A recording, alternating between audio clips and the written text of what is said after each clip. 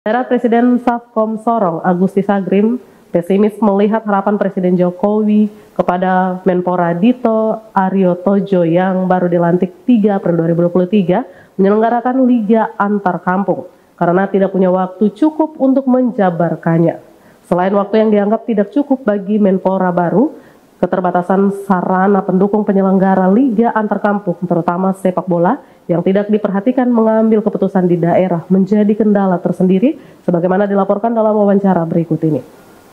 Bung Gusti Sagrim, bagaimana Anda melihat harapan Presiden Jokowi agar Menpora baru Dito Aryo Tejo menyelenggarakan Liga Antar Kampung?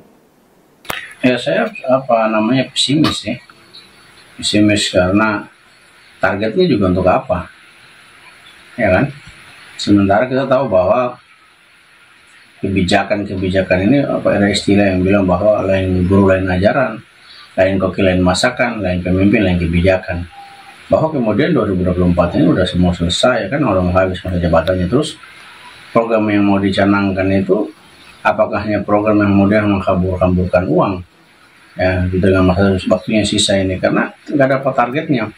Kalau mau dibuat, buatlah regulasi yang baik, bisa dibuat dalam sebuah rujukan undang-undang sehingga siapapun presidennya tetap itu dijalankan. Jadi dia harus diatur dan diikat dalam itu. Kenapa? Karena targetnya adalah bagaimana lihat sepak bola Indonesia yang carut marut. Ini bahwa dia kalau berpikir soal sepak bola jangka panjang, ini kan yang dibuat yang kebijakan Jokowi ini kan cuma hanya bisa dikatakan sebuah gula-gula atau trik-trik politik aja yang bikin masyarakat senang, hanya sebagai penghibur untuk ketika gagalnya Piala Dunia di Indonesia. Bagi saya itu nggak ada yang lebih kok. Dan apa yang disampaikan itu nggak ada nilai sama sekali, ya. Jadi bagi saya nggak ada nilai. Kalau dia mau bicara soal sepak bola, tadi tuh yang pertama bagaimana masyarakat Indonesia telah disakiti dengan gagalnya dia sebagai tuan rumah. Tiba-tiba muncul menteri baru, disuruh bikin event dari tingkat desa sampai ke tingkat desa. Lah targetnya untuk apa? Bikin tarkam. Tapi kalau soal pembinaan untuk sepak bola Indonesia ke depan, maka dia harus mengatur dalam undang-undang, tetap dibuat dalam undang-undang sehingga siapapun presidennya tetap itu dilakukan, sehingga bagaimana kemudian menggali potensi-potensi sepak bola Indonesia supaya ke depan jika ada peluang lagi, artinya bahwa setidaknya Indonesia bisa ada di level kancah internasional yang bisa berpengaruh. Artinya kita bisa juga ngambil bagaimana metode-metode penerapan sistem pembinaan usia dini yang dilakukan oleh negara-negara lain. Kalau Anda klaim harapan Jokowi kepada Menpora baru lebih pada bagaimana mendorong kemajuan sepak bola, bagaimana Anda sikapi kehadiran Stadion Kilometer 16 yang direncanakan dialihfungsikan untuk membangun kantor Gubernur Papua Barat Daya? Pemimpin ini kalau nggak punya visi misi, otaknya nggak bisa tahu untuk cara membangun manusia, ajaklah untuk berdiskusi. Tidak berdiskusi dengan kepala-kepala daerah saja, karena kepala-kepala daerah itu hanya lebih orientasinya berpikir politik dan hanya untuk cari popularitas. Tidak berpikir tentang bagaimana membangun manusia yang sebenarnya. Ya, kami yang lain ini lagi berpikir untuk membangun sumber daya manusia di bidang olahraga.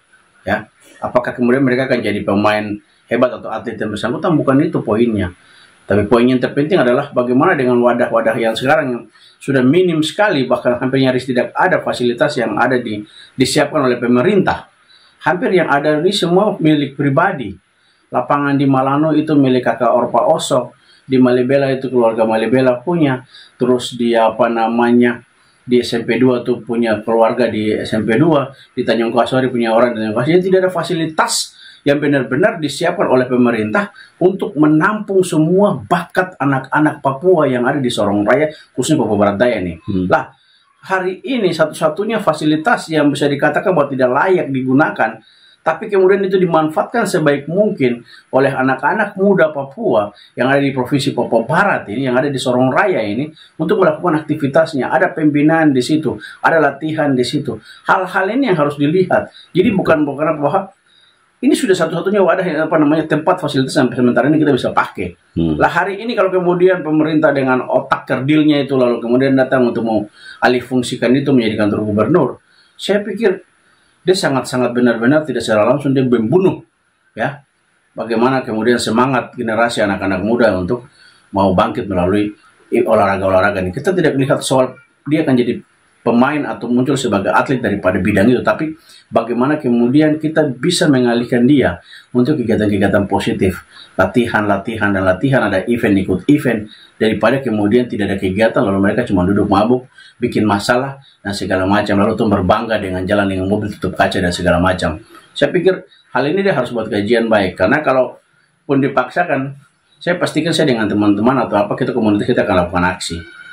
Ya, itu artinya bahwa jangan sudah tidak ada fasilitas lain, ya, yang disiapkan oleh pemerintah, ingat tanda kutip itu disiapkan oleh pemerintah, ya, untuk sebagai tempat di mana menampung menampung itu potensi-potensi anak-anak muda itu. Ya, tidak ada.